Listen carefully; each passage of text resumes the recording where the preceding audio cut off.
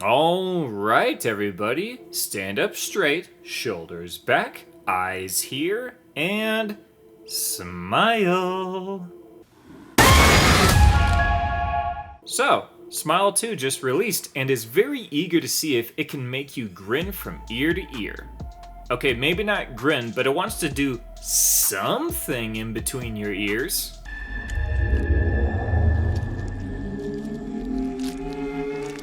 Okay, that's enough of that. Thanks to YouTube, I gotta be a bit hesitant with showing the goods. How was Smile 2? I'll let you know with very little spoilers, but first... Smile for me now, brother.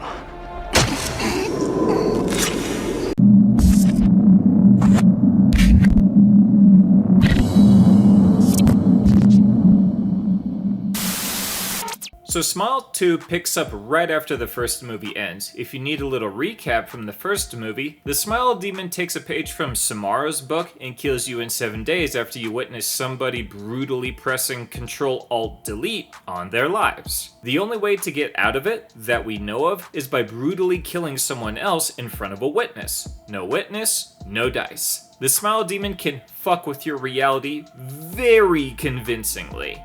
As you get closer and closer to the 7th day, it's near impossible for the victim, or even as a viewer, to know what's real and what's fake. The last movie ended with a huge mindfuck, thinking that our protagonist chick had some big emotional resolve involving some childhood trauma. And right as we thought we were going to get a happy ending, the trickster demon Smile said, open wide, and say, ah!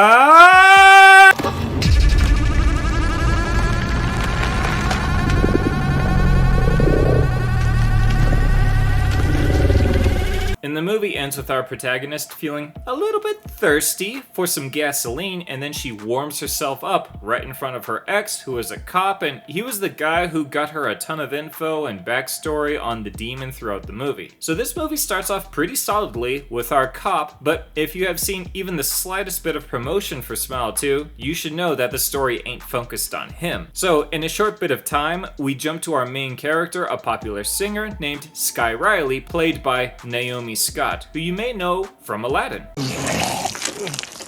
Oh, what about the Charlie's Angels reboot?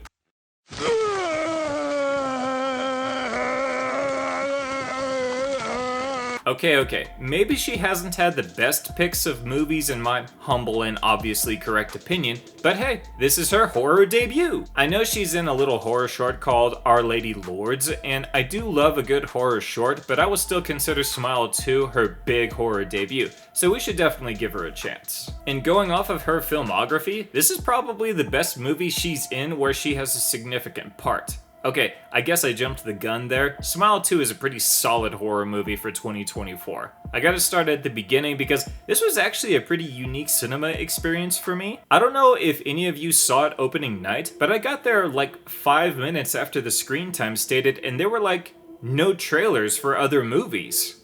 Go on. Yeah, it was just a few music videos of the main actress and the songs that she plays, and occasionally you see one of the extras in the back smiling at the camera. It was pretty fun. And speaking of the music, there are a few musical numbers in this movie. I mean, the main character is a singer, but I wouldn't have been surprised if we got very little to no songs and performances here, but there were actually quite a few, and I liked all of them.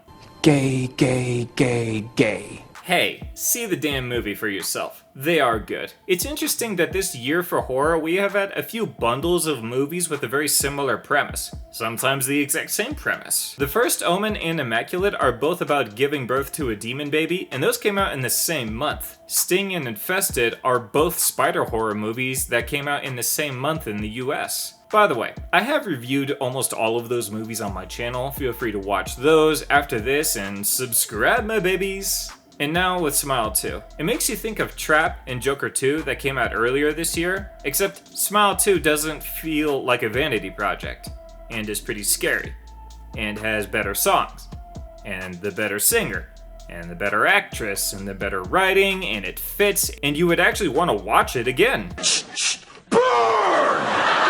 So moving on, this movie has all the different kinds of scares that a movie can have. The only or main critique that I could throw at this movie's pretty face is that a majority of them are jump scares, and they are loud as fuck. I'm talking kinda loud. And I've heard a few other reviewers say this, so I'm not alone here, and it's not like it was just my theater. I even have heard some other reviewers say that Smile 2 is better than Smile 1, and to be honest, I'm not sure about that. Maybe I need to clear my head with some delicious, crisp Voss water. Wait, what? Voss. I may even get demonetized for pretending to promote that product, but I'm sure they will sell lots of bottles of water after this movie. If you've seen it, you'd know what I'm talking about. But yeah, I'm not super sure which is the superior film. Smile gives you more backstory on the demon than the sequel, and you'd think it would be the opposite, but Smile 2 is pretty much just a sequel movie in the same universe. Taking a step back, you know in your heart of hearts that it was not a planned sequel. The first just did so good they pretty much had to. Unlike Joker 2, where they intentionally took a fucking blowtorch to everything, and A Quiet Place, where the sequels are not better movies, but not terrible, just inconsequential. Smile 2 is making some people think that it's better than the first, and it may be because of the main lead. She nails it at being a chick just losing her fucking mind, but also having a under the spotlight kind of personality, so there is plenty to like and comment about here. Also, lots of artistic shots. Not much else for me to say, it's just something to mention.